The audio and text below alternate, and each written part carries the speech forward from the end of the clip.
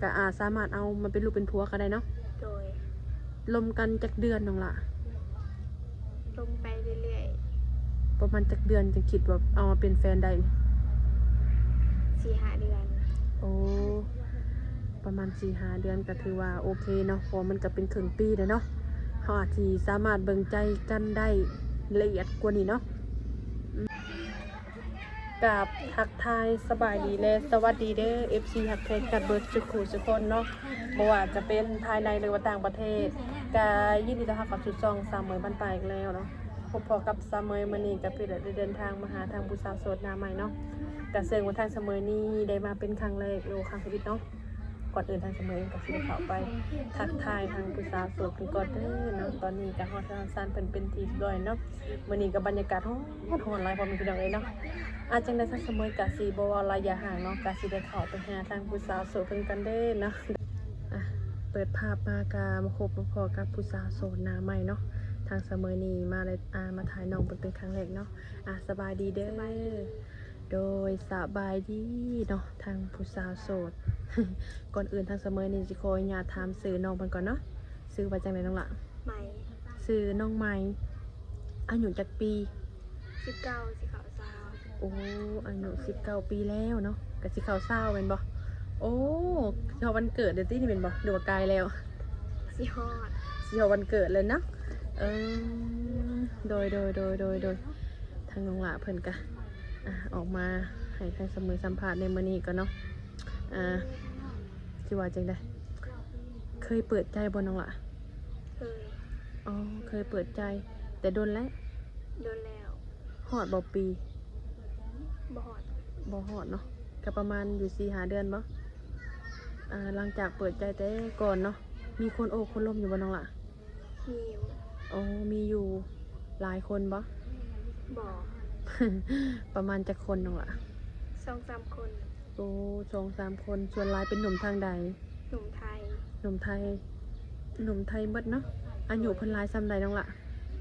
40มา50โอ้อายุก็ถือว่าหนุ่มสูงวัยเนาะโอ้แล้วมีคนพิเศษในใจอยู่บ่ซะยังบ่มีเลยเนาะคันมีคนพิเศษในใจก็คือสิบ่ออกมาเปิดใจดอกมื้อนี้เนาะ ในกรณีที่น้องเปิดใจน้องล่ะเนาะหาผู้บ่าวอายุหลายส่ำใด20ขึ้นไป20ขึ้นไประยะขึ้นไปนี่เกิดฮอดใส่50-60ในกรณีที่ว่าเปิดใจต้องหาผู้บ่าวอายุหลายเนาะ60แบบนี้นะทางน้องเป็นผู้สาวซ้ำน้อยบ่เคยผ่านการแต่งงานแล้วว่าน้องล่ะโดยก็สิสามารถโอ้ลมได้บ่ได้ถ้าเพิ่นฮักมักมันมาเห็นตัวจริงน้องแบบนี้ค่ะนะทางน้องก็สิบ่รังเกียจเพิ่นบ่บ่รังเกียจก็ยินดีสิลมหรือว่าคบหาเบิ่งเนาะโดยถ้าน้องลาได้จำกัดบ่ต้องเป็นหนุ่มทางใดบ่จำกัดอีกเน้นความจริงใจบ่โดยทางครอบครัวน้องลานี่มีญาติพี่น้องจักคนเฉพาะครอบครัวมี5 คนอ้าย2 คนพ่อแม่เจ้านี่เป็นลูกสาวหล่าโดยปัจจุบันนี่เรียนบ่น้องอ่ะออกแล้วออกหลายปีแล้วถ้าก็ออกปีนึงอ้าวคือออกน้องล่ะเรียนจบแล้วแม่นบ่เรียนจบก็คือว่าจบตกใจเบิดว่าออกเนาะก็คือว่าจบม.7 แม่นบ่น้องล่ะโดยในการที่จบม.7 แล้วอยากไปเรียนหยังต่ออยากเรียนหมออยากเรียนเป็นแพทย์เป็นหมอพอสิได้มาอีหยังวะรักษาแผลใจคนบางคนเนาะ แม่นบ่ล่ะเนาะในการที่เป็นหยังคืออยากเรียนหมอน้องล่ะคันจบมานี่รักษาคนรักษาญาติพี่น้องหรือว่าคนครอบครัวเฮาเนาะเป็นหมอมันก็ดีหลายแบบนั่นน้องล่ะเนาะบ่แม่นสิไปฉีดยาเขาอันตุ้ยก็บ่แม่นเลยเนาะ คือกรณีที่ว่าน้องเพิ่นก็มีความฝันว่าอยากเรียนเป็นแพทย์เป็นหมอเนาะถ้าเป็นไปได้น้องล่ะเนาะมื้อนี้ไปทางใดน้องล่ะมาลิดน้ำมูโอ้ปัจจุบันนี่แต่ละมื้อนี่ไปไสซะ ไปนา โอ้ ขับแวะเขามาบ้าน โอ้ไปหน้าไปทุกมื้อ โดย ใกล้บ่นานี่ กับบ่ใกล้บ้านใด โอ้แต่ว่าคนเฮาเนาะว่าคอยหยันเนาะคือทางเฮาเนาะบ่มีทางไปก็ได้แต่ไปให้ไปนาไปลิ้นมักลิ้นอยู่บ่น้องล่ะ หมักกลิ่น มักลิ้นลักๆไปเที่ยวใส่ กับบ่ใกล้แถวเซโนย โอ้มักไปลิ้นไปเที่ยวอยู่เนาะคนเฮาก็บ่ตีเนาะต้องไปลิ้นไปเที่ยวเปิดหูเปิดตาแม่นบ่น้องล่ะ โด ตอน ย กลางคืนก็ไปอยู่บ่ ไปอยู่ ไป ส่วนร้ายมีแต่ไปเฮือนหมู่ไปกลางคืน ก็ไปลิ้นไปเที่ยวเปิดหูเปิดตาเนาะพอบ่เหงาเนาะ โดย เป็นผู้สาวโสดว่าสั้นๆเนาะ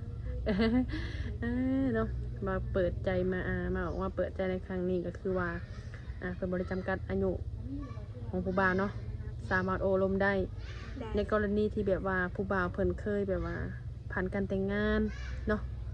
มีลูกมีเต้ารุ่นราวคราวเดียวกันกับเจ้าลูกเพิ่นทันนั่นล่ะกล้าล่มบ่ ค่ะ คันเพิ่นรับได้เนาะ โดย โอ้เป็นลูกสาวหล่าสาวเดียวแบบนี้ผู้บ่าวหั่นนะ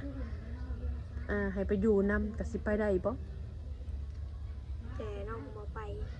ต้องให้เพิ่นมาพี่บ่ โดย อืมต้องให้เพิ่นมาสร้างสานำเฮาพี่เนาะเพราะว่าทางเพิ่นก็เป็นลูกสาวเดียวนี่ต้องให้ทางอ้ายเพิ่นมาสร้างอยู่พี่น้องล่ะเนาะอืมเป็นลูกสาวเดียวแบบนี้ค่ะนะแล้วไปลมไปคบผู้บ่าวอายุใหญ่อายุหลายแบบซี่พ่อแม่เพิ่นบ่เว้าบ่ บอกเพิ่นบ่ไหวเพิ่นว่าอยากลงไผกับลงเนาะ โอ้อยากลมภายกาสุดแล้วแต่โอ้ขอเพิ่นว่ายังไงเพิ่นก็บ่ได้แบบว่าสิมาบังคับจิตใจลูกเนาะลูกลมภายแม่ก็ยินดีว่าสั้นๆทั้งหลายเนาะบัดนี้อยากถามเนาะแบบเรื่องให้หน้าตากาของข้างนอกเฮ็ดเขาแบบว่าเฮ็ดหน้าหั่นเนาะได้เข้าหลายบ่แต่ละปี ประมาณ8-90 สอบ โอ้8-10สอบก็ถือว่าหลายอยู่เด้เนาะล่ะเนาะ โดย โอ้กลุ่มอยู่กลุ่มกิน โดย เฮ็ดพอได้กินเนาะบ่ได้ขายติ บางปีก็ขาย บางปีมันเหลือกินก็ต้องขายออกนำเนาะ โดย บัดนี้ทางอ้ายเอ้ยน้องของเจ้าเนี่ยเพิ่นได้ไปเฮ็ดเวียกอยู่ไส อ้ายไปเฮ็ดเวียกอยู่ไทยเบิด2 คน โอ้อ้ายเจ้านะแต่ว่าคือทางเฮือนของน้องนี่มีอาชีพหยังเฮ็ดเป็นหลักจ้ะน้องล่ะ เฮ็ดนา มีแต่เฮ็ดนาขายข้าวอย่างเดียวเนาะเฮ็ดนาไว้กินเนาะ โดย โอ้ในใจน้องนี่อยากไปไทยอยู่บ่ อยากไปอยู่ สาเหตุคือแนวใด อยากไปเบิด อยากไปเห็นว่าเป็นจังใด โดย อยากไปเที่ยวบ่ อยากไป อยากไปเนาะถ้ามีหนุ่มเนาะฟังไทยบ่เนาะเพิ่นอยากมาสักส่วน หรือว่าอยากให้ไปลินไปเที่ยว อยากไปเปิดหูเปิดตา ไปได้บ่น้องล่ะ ได้ถ้าพ่อแม่อนุญาตให้ไป ต้องถามพ่อแม่ก่อนเนาะ โดย ถามไปกับหมู่บ่หรือว่าไปกับอ้ายกับน้องหรือว่าหมู่ฮอตในการเที่ยวไปก็บ่ได้ให้ไปคนเดียวน้องล่ะหรือจะเอาพ่อแม่ไปนำบ่แบบซี่นะก็อยากไปบ่ อยากไป อยากไปอยู่เนาะ ถ้าน้องหลานได้ไปไทยนี่บ่เคยไปจักเทื่อบ่ บอก หมุกเด้ หมุกเคยไปแต่ยังน้อย โอ้แต่ว่าปัจจุบันเนี่ยบ่เคยไปเนาะก็อยากไปแม่นบ่ อยากไป อยากไปเนาะ ทางน้องเพิ่นก็อยากไปถ้าว่ามีทางนมไทยเนาะหรือว่าอยากมาสักส่วนหรือว่าอยากพาน้องเพิ่นไปลิ้นเปิดหูเปิดตากะทางน้องเพิ่นก็ยินดีไปน้องหลานเนาะถ้านมไทยเพิ่นมาเห็นแล้วแบบนี้หันนะแล้วเพิ่นอยากโอ้ลมแล้วเพิ่นอยากมาหาเพื่อนอยากมาเบิ่งตัวจริงแบบนี้หันนะมาได้บ่น้อง ได้ มาได้ก็บ่ว่าติแบบว่ามาหาแล้วบางเทื่อเฮาอาจสิบ่ได้มาเป็นในนามแบบสู่แฟนเนาะอาจสิมาในเป็นแบบไอ้ฮักบ่แบบซี่หันน้องล่ะก็มาได้บ่ ได้ ก็ได้อยู่เนาะโดยก็คือว่าทางน้องเพิ่นนี่ก็บ่ได้ปฏิเสธหยังเนาะคันว่าทางอ้ายเพิ่นรับได้หั่นนะก็สามารถมาได้เนาะโดยท่านน้องหลานมีแผนสิไปไสมื้อนี้ จังผลิตอยู่เพื่อนหมู่บอกว่าตอนเช้าไปหน้าก็มาแล้วอาบน้ำแล้วก็มากันหมู่ แต่ว่าคือตอนแรกนี่คือสิบ่ออกไปนาแล้ว โดย กินข้าวกับหยังมื้อนี้ตอนเที่ยง ก ยังบ่ได้กิน ยังบ่ได้กินอยู่ป้าโททางน้องเพิ่นนี่เนาะอยากสิถามอยากไปเฮ็ดเวียกอยู่บ่น้อง อยากไป ตอนนี้ก็อยากไป โดย ใจจะอยากไปทางใดเฮ็ดเวียกนี่ อยากไปเฮ็ดอยู่น้ำบ้านก็ได้ อยู่ไทยก็ได้ โอ้ถ้าอยู่น้ำบ้านนี่เฮ็ดเวียกหยังซั่นน้องล่ะ ปัจจุบันนี่บ่ปัจจุบันนี่บ่ได้เฮ็ดหยัง แต่ว่าอยากไปเฮ็ดเวียกลองเบิ่งเนาะ โดย คณะเพิ่นรับแบบที่ซั่นเนาะแต่ทางน้องล่ะเคยไปสมัครงานใดอยู่บ่ เคย เฮ็ดงานหยังซะ ห้านอาหาร แต่ว่าโอเคอยู่บ่ โอเค โอ้โอเคอยู่ก็เป็นอันใดจังออกซะ แบบแม่น้องให้ออกนะ ย้อนสาเหตุในเรือนเฮามันบ่มีคนหรือว่าบ่สะดวกแน่เนาะ โดย ก็ตึงได้ออกมา แต่ว่าตอนนี้สะดวกบ่ สะดวก ยันวานเนาะก็คือแบบนี้หาแล้วล่ะคือทางแม่ของเจ้านี่เนาะเพิ่นพ่อกับแม่หั้นนะเพิ่นอายุหลายส่ำใด 40 46 โอ้พ่อกับรุ่นราวคราวเดียวกันบ่ โดย โอ้เลยเพิ่นมาเอาลูกเคยประมาณ50ปลายนี่สิบ่ตกใจบ่ ก็บ่ว่า บ่ฮู้ บ่ฮู้เนาะคนเฮาบางเทื่อมันถ้าสิว่าไปก่อนก็เป็นไปบ่ได้น้องล่ะเนาะบางเทื่ออาจสิลมกันเร็วอาจสิถูกอกถูกใจกันแบบนี้ก็เป็นไปได้เนาะอืมโดยก็คือว่าทางน้องเพิ่นนี่อยากไปเฮ็ดเวียกเนาะถ้าว่ามีทางหนุ่มไทยหรือว่าอยากได้สาวไปเฮ็ดเวียกนำแบบนี้หั้นนะแบบคือทาง FC ของเอ้ยเฮ็ดน้องแบบนี้หั้นนะสนใจอยากเฮ็ดเวียกนำแบบนี้ก็ไปได้บ่ ได้ ก็ได้เนาะก็ต้องมาคุยกันเบิ่งอีกเทื่อหนึงเนาะ โดย โดยในกรณีที่น้องๆเนาะออกมาเปิดใจแล้วถ้ามีคนสนมุกสนใจหั้นนะน้องล่ะถ้าน้องล่ะก็พร้อมอยากสร้างครอบครัวบ่ พร้อมถ้าถูกใจเนาะ พร้อมอยากสร้างครอบครัวในการที่สร้างครอบครัวนี่ก็คือแบบว่าไงเนาะค่ะเรามีคนโอลมถึกใจกันแล้วก็สามารถเอามาเป็นลูกเป็นผัวก็ได้เนาะ โดย ลมกันจักเดือนน้องล่ะ